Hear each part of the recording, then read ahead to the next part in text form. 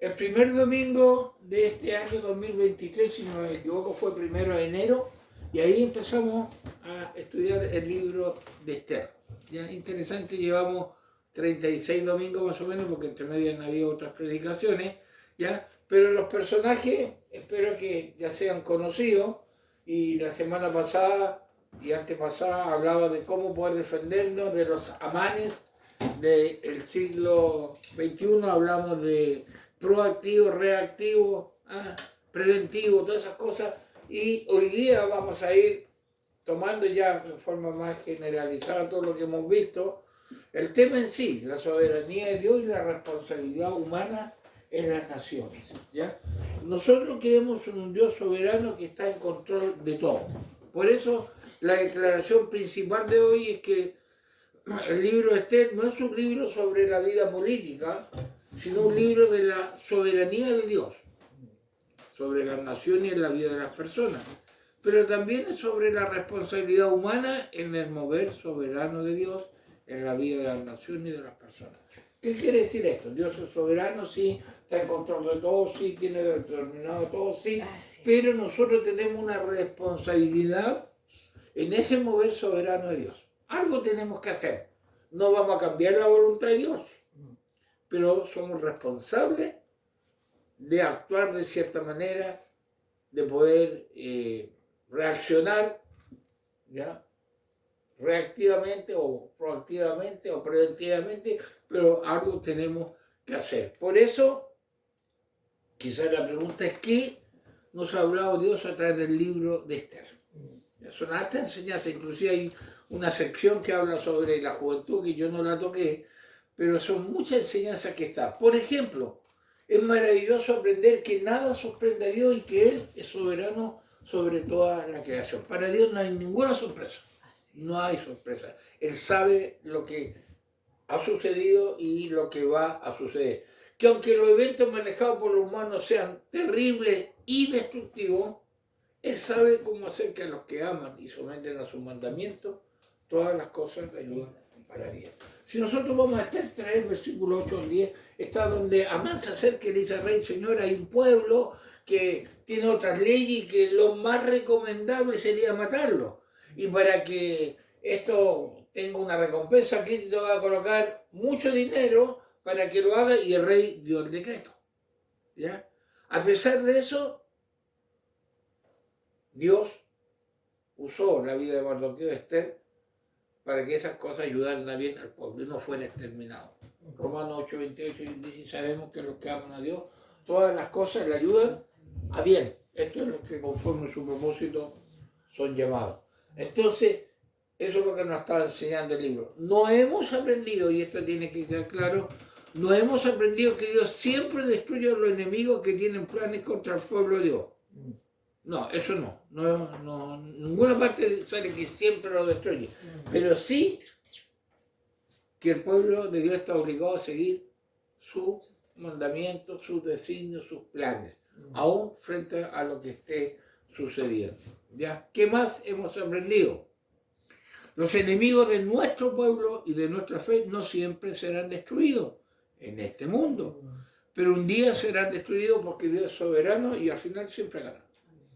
Pues que ahora nos veamos, decimos: pero mire, el mal triunfo, mire, esto injusto. Sí, pues que ahora sí. Pues va a llegar el momento del juicio, va a llegar el momento en que este Dios soberano los va a condenar. Hemos aprendido que cuando existe oposición e intenta destrucción de nuestros valores y nuestras creencias, los líderes deben asumir su responsabilidad de defender al pueblo y esos valores. Y aquí me voy a detener un poco. Cuando hay oposición y cuando hay ataque directo a la fe, el liderazgo cristiano debería levantarse. Y yo no sé si usted ha visto alguna declaración de los grandes obispos, de los grandes líderes del mundo evangélico en Chile respecto a lo que está pasando. No hay declaración. A lo más prestaron la iglesia para el Te Deum. Y el Te Deum fue, hermano, una pasada, una cepillada por la espalda impresionante. O sea, al final faltó que levantaran la mano y remediaran la oración del pecador nomás. Entonces, algo está pasando, ¿ya? Lamentablemente desde el púlpito no se está predicando los valores y creencias que se deben predicar y no se está defendiendo al pueblo de Dios. ¿ya? Y eso hay que estar orando mucho por el liderazgo de la iglesia. Hemos aprendido que cuando los enemigos se unen para destruirnos, nuestra responsabilidad es unirnos para defendernos, no destruirlos. ¿Ya? Para defendernos, en oración, en coordinación. ¿Ya? Por eso de repente, hermano, hace falta esa visión del liderazgo para poder defender. ¿Ya? Que el pueblo de Dios sienta que hay un liderazgo, sienta que hay no sé, una manera de defendernos frente a lo que estamos viviendo. ¿Ya? Que debemos ser personas distintas, aprendimos, con una nueva ética y vivirla en nuestros lugares de influencia. Puede que seamos felicitados o puede que no, ¿no? Pero que seamos íntegramente buenos cristianos, donde estemos. Eso hemos estado aprendiendo. Hemos aprendido que debemos vivir como ejemplo para nuestro pueblo, seamos reconocidos o no. Fíjense bien, y que debemos seguir toda nuestra vida luchando con toda nuestra fuerza y por todos los medios bíblicos y legales, medios legales, para proteger a las futuras generaciones, tal como lo hizo Mardoqueo. Es decir, yo como cristiano debo bíblicamente confrontar el pecado, denunciar el pecado, pero también ocupar los medios legales que puede tener. Hay alguna ley que me ampara, hay una votación que se puede hacer y yo tengo que accionar, yo tengo que responder con la cosmovisión cristiana. ¿Ya? Y eso es algo muy importante, algo que a veces no está sucediendo. ¿Por qué, hermano? No debo olvidar que la Biblia no es un libro de mecánica o de medicina o de ciencias de política, pero entrega principios a los que son hijos de Dios para vivir en estos ámbitos. El médico, el mecánico, el político, que tiene la Biblia como visión, actúa de manera diferente. Es diferente. Es la luz entre medio de las tinieblas. Recordemos que el libro de Esther nos da ejemplos claros sobre que una hermosa señorita judía que pese a su error y pecado, junto a su primo y padre adoptivo, con su falla y pecados también, cuando fue el momento oportuno, decidieron seguir las instrucciones divinas que salvaron a su pueblo de una masacre, ¿ya? Que les permitió dar un extraordinario testimonio de fe y lealtad y seguir siendo de bendición para su pueblo y para la nación en que se desvían. Hermano, si uno mira la vida de Esther, la vida de Mardoqueo, no eran ultra mega espirituales, eran parte del pueblo de Dios, estar en el lugar preciso, en el momento preciso, sensible a lo que Dios estaba haciendo, diciendo, obrando. Entonces nosotros también estamos puestos en un lugar, en un trabajo, en una familia, en un medio. A veces, no sé, nos eligieron secretario del curso. Por algo Dios nos tiene en ese lugar. Es para poder influenciar, para poder ver que las vidas de Mardoqueo y Esther han sido incluidas en la palabra de Dios para ejemplo y desafío en nuestra responsabilidad. Hermano, yo tengo la misma responsabilidad, pero para ello tengo que aprender sobre ética cristiana. ¿Qué significa ética cristiana? Lo que la Biblia me pide cómo conducirme y vivirla en todas las instituciones, relaciones y posiciones que ocupe. El cristiano es cristiano aquí, como se dice en chilena, en la quebrada de aquí. Debería serlo. Y no solo en la iglesia, colocamos cara de santo, y amén, hermano, y hablamos entre hermanos y todo, y en el trabajo somos el más sinvergüenza, el más flojo, el más deshonesto. No. Debería, eso en todos lados, estar marcando la responsabilidad que Dios nos ha entregado a cada uno. La Biblia dice que el cristiano no debe conformarse a la idea y filosofía de este mundo. Si alguien me busca Romanos 12, 1 y 2, es muy conocido, Romanos 12, 1 y 2, hay algo muy, muy interesante que la palabra de Dios nos desafía, ¿ya? Si alguien lo encuentra, lo puede leer, Romanos 12, 1 y 2, por favor. Así que, hermanos, os ruego por las misericordias de Dios, que presentéis vuestros cuerpos en sacrificio vivo, santo, agradable a Dios, que es vuestro culto racional. No os conforméis a este siglo, sino transformaos por medio de la renovación de vuestro entendimiento, para que comprobéis cuál sea la buena voluntad de Dios, agradable y perfecta. El término no conforméis a este siglo es muy interesante. Le voy a mostrar estos versículos en la versión Nueva Traducción Viviente. Dice así: por lo tanto, amados hermanos, ¿ya? Les ruego que entreguen su cuerpo a Dios por todo lo que Él ha hecho a favor de ustedes. Que sean un sacrificio vivo y santo, la clase de sacrificio que a Él le agrada. Esa es la verdadera forma de adorarlo. Y el versículo 2, que en nuestra versión dice: no os conforméis a este siglo, esta versión dice así: no imiten las conductas ni las costumbres de este mundo. Más bien dejen que Dios les transforme en personas nuevas, como al cambiarle la manera de pensar. Entonces aprenderán a conocer la voluntad de Dios para ustedes, la cual es buena, agradable y perfecta. No imiten las conductas ni las costumbres de este mundo, ¿no? Sino dejen qué cosa, que Dios transforme qué, la manera de pensar. Y recién ahí voy a entender cuál es la voluntad de Dios agradable y perfecta. En otra versión dice: cambia tu manera de pensar y cambiará tu manera de vivir. Y no es que yo piense positivo, pinte de otro color en la casa. No, es una transformación que Dios hace. Mi lente, mi fe, mi esperanza está en la palabra de Dios. Por lo tanto, no imito las otras conductas, no las necesito. Entonces, ahí está el desafío que hemos estado viendo a través de tantas semanas. ¿Ya? Es decir, cada creyente debe transformar totalmente su sistema de pensamiento y adquirir la cosmovisión cristiana que nos permita ver la vida como Dios la ve. Ahí está la clave. Ver la vida como Dios la ve. Ver el pecado como Dios lo ve. Ver el amor como Dios lo ve. Ver la caridad como Dios lo ve. Ver la fidelidad como Dios lo ve, no como yo lo veo. Y para eso necesito una cosmovisión cristiana. ¿Qué es la cosmovisión? Lo hemos dicho muchas veces. Es la forma como vemos el mundo. ¿Cómo veo a mi alrededor? ¿Cómo interpreto? Yo agarro el diario y veo cómo interpreto yo eso. Es mi cosmovisión, mi manera de ver. O como miramos, ¿se acuerdan de esto? Hacía tiempo lo ocupamos, los lentes que me coloco yo. ¿Cómo veo eso? ¿Qué está sucediendo? Escucho un discurso. ¿Cómo lo interpreto yo? Va a depender de mi cosmovisión. Si son lentes prestados, si son los lentes realmente bíblicos. ¿Cómo vemos el mundo? ¿Cómo vemos lo que sucede alrededor? Entonces, cuando hablamos de cosmovisión cristiana, ¿ya? ¿Cómo empieza la cosmovisión cristiana? Con una premisa que existe una fuente de verdad fuera de nosotros y que esa verdad es la palabra de Dios y es la verdad, la única verdad que tenemos para proseguir adelante. De ahí parte la cosmovisión cristiana.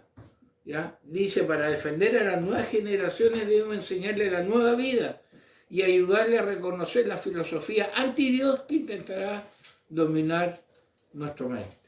¿Ya? Tenemos que enseñarle, tenemos que entregar la palabra de Dios. ¿Ya? Y especialmente hoy en día, yo miraba el otro día, el niño agarra un celular y se ve, tiene todo el internet en sus manos. ¿Qué ve, qué no ve? Detrás de eso, hermano, hay una red de pedofilia, hay una red de degenerada, hay una red de tráfico.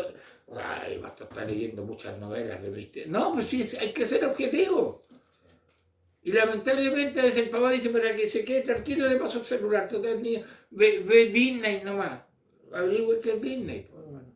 Si va con la cosmovisión que tenemos nosotros, es interesante eso. Ahora, cuando vemos esto de enseñar, hay un pequeño gran detalle. Y yo quiero que nos detengamos un poco. Hemos estado estudiando, hemos visto nuestra responsabilidad, la vamos a seguir viendo, pero, hermano, ¿qué decir de quienes con su boca, con su genealogía evangélica, con su conocimiento bíblico, dicen ser cristianos nacidos de nuevo? ¿Ya?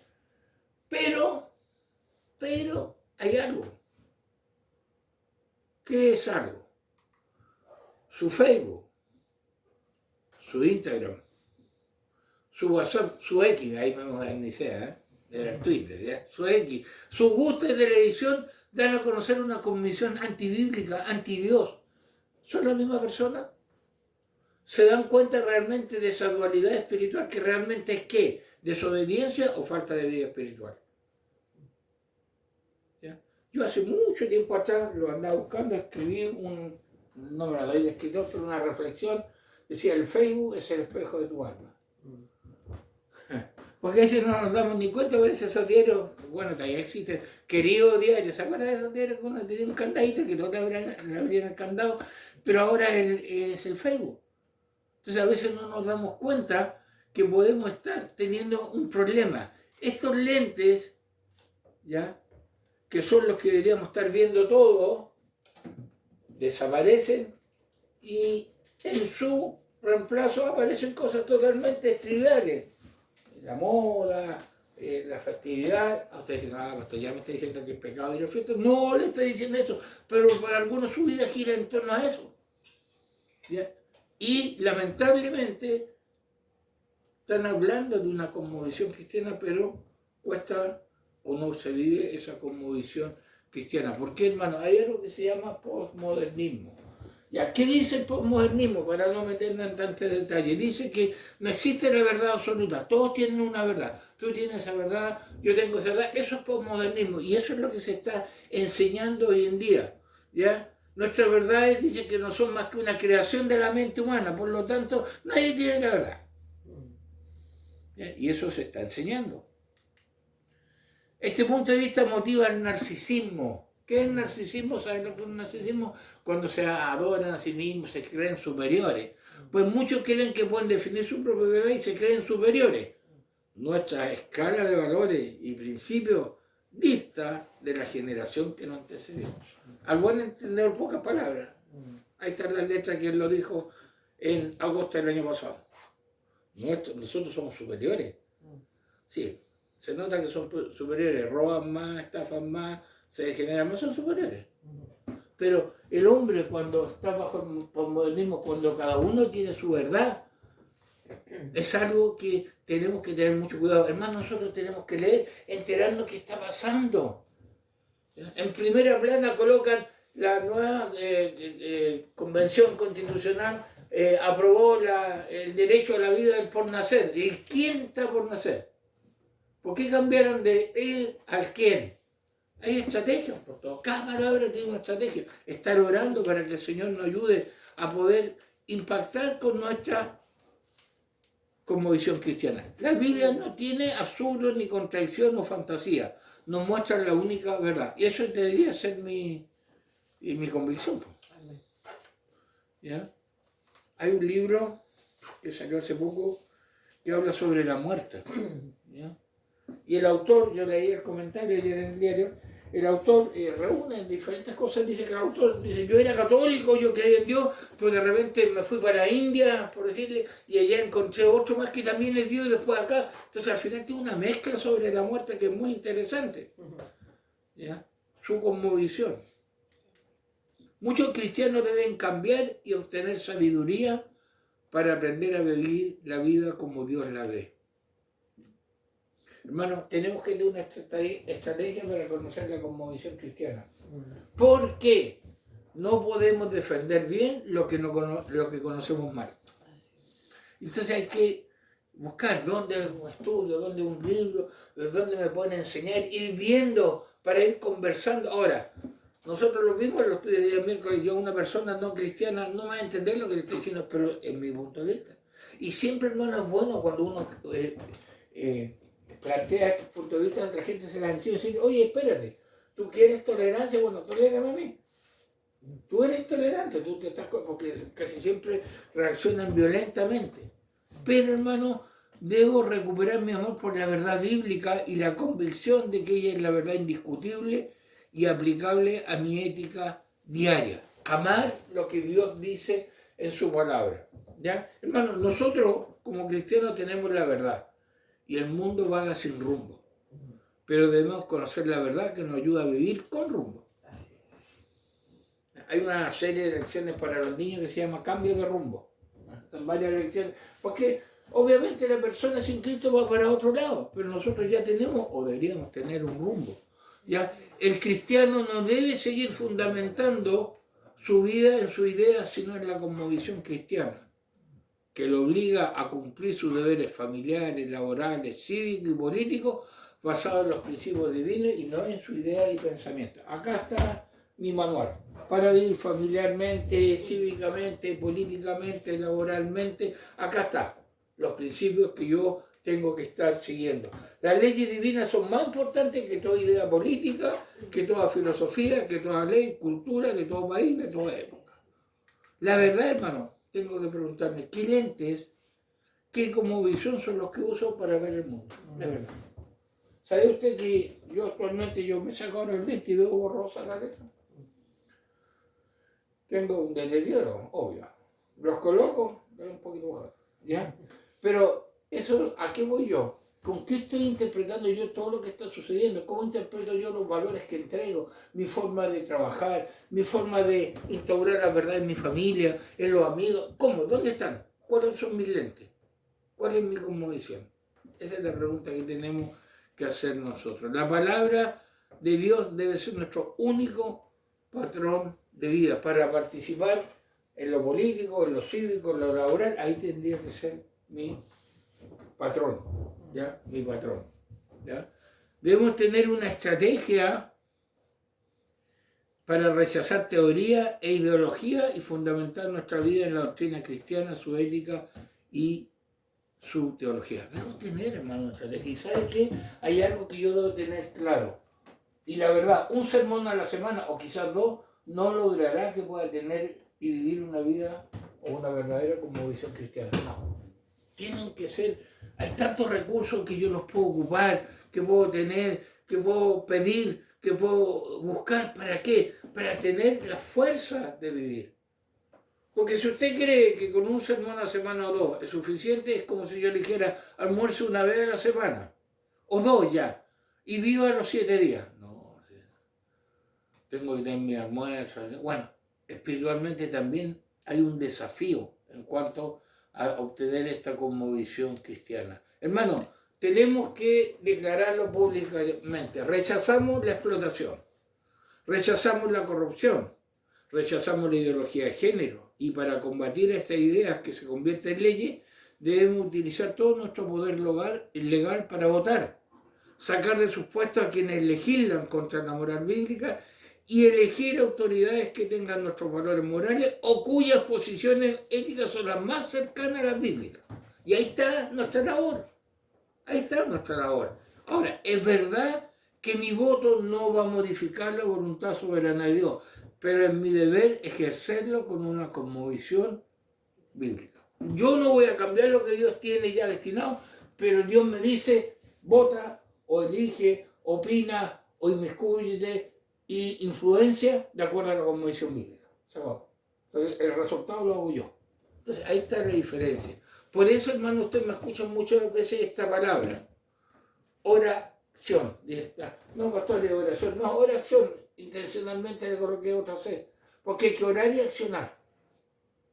Yo tengo que orar al Señor, pero también tengo que decir en el curso, yo no acepto que mi hijo vaya a esos talleres de afectividad y todo, porque yo educo a mi hijo sexualmente. Es mi derecho. Eso es oración. ¿Ya? O yo no voy a firmar ese documento que estamos pidiendo una ayuda que no corresponde si yo no la necesito. ¿Cómo voy a afirmar ahí que yo soy una persona indigente si yo tengo un sueldo? No sé si me capta la idea. Ese es vivir la ética cristiana, la cosmovisión cristiana. Entonces, nuestra cosmovisión nos obliga a participar. ¿Para qué? Para influenciar. ¿Ya? Tenemos que participar para influenciar. No participamos en la vida cívica o política para aprovecharnos del sistema y caer en la corrupción, sino para ser sal que evita la corrupción y que alumbra la oscuridad moral. Cuidado con eso. A veces el cristiano se mete en el mundo cívico-político y se corrompe. Está en la misma lista de los que reciben subvención por, no sé, por detenida desaparecida. Nunca ha sido detenida desaparecida, pero lo recibe. Y más encima el problema del cristiano que le dice que una bendición, mira, no es bendición, hermano.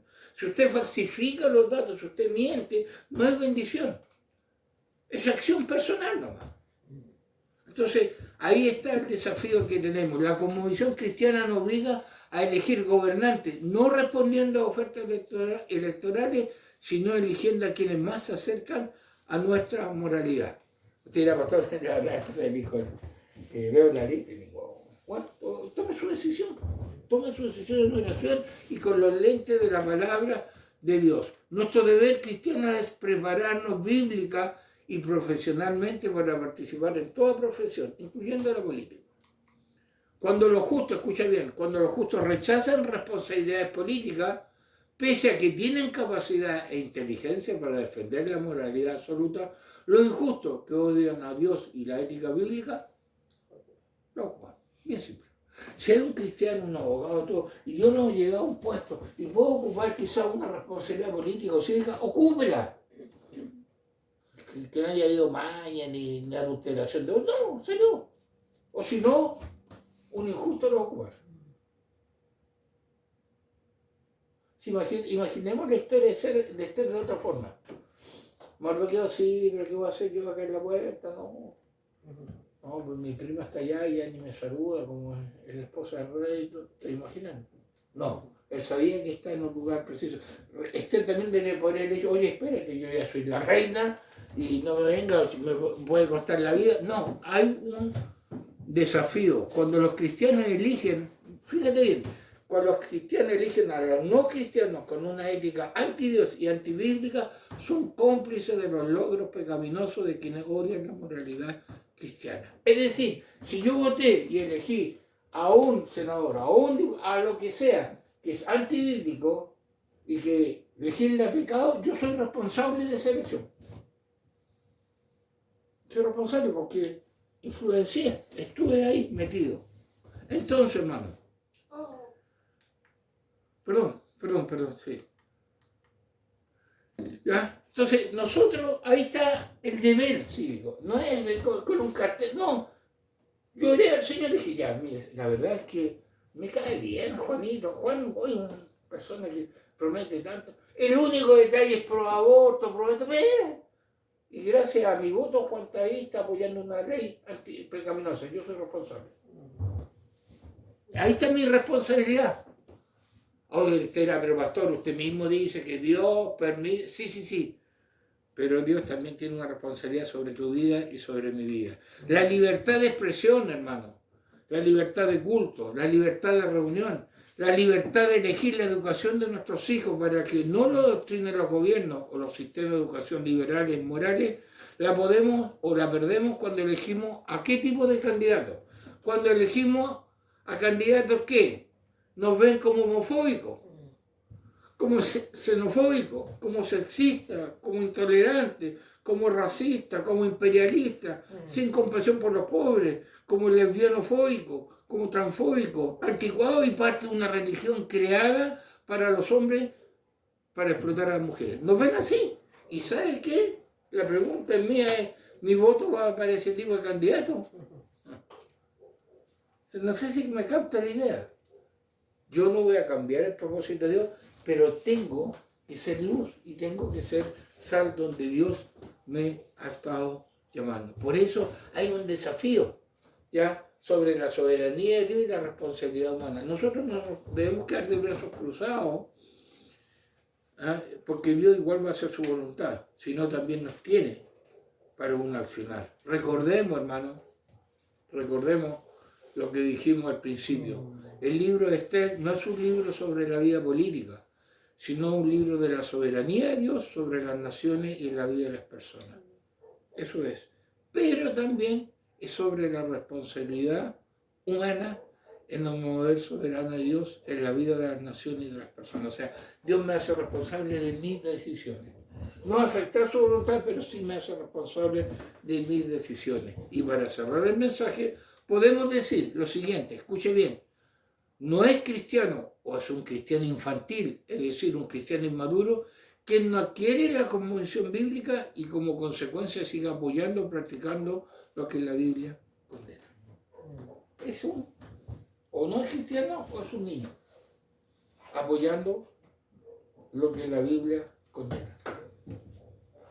Yo siempre recuerdo, hace tiempo siempre me hacen la típica pregunta, ¿y por quién voto, pastor? Yo no le voy a decir por qué. ¿Usted tiene como visión bíblica? Sí. ¿Está orando? Sí. Elige la oración.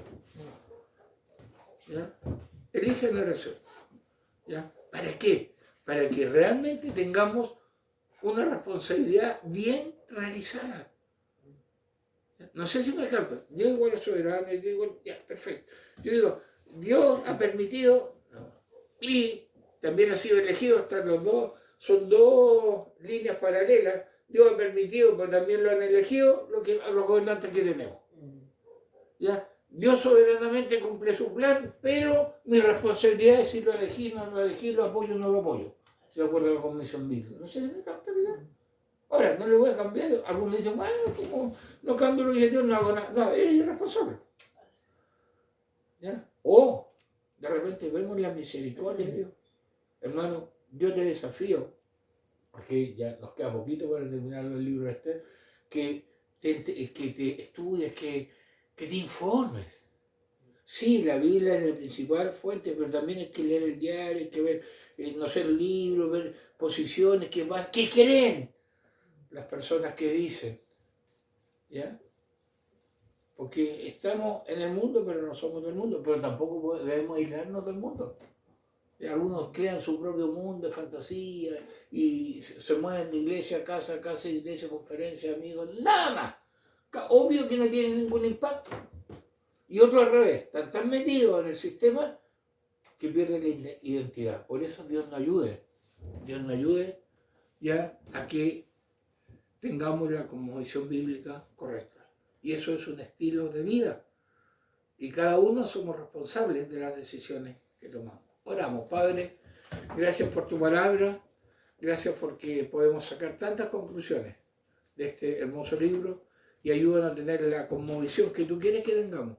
Y úsanos en el hogar, en el trabajo, en el colegio, en la comunidad, donde estemos, para tu gloria. Te lo pedimos en el nombre de Jesús. Amén.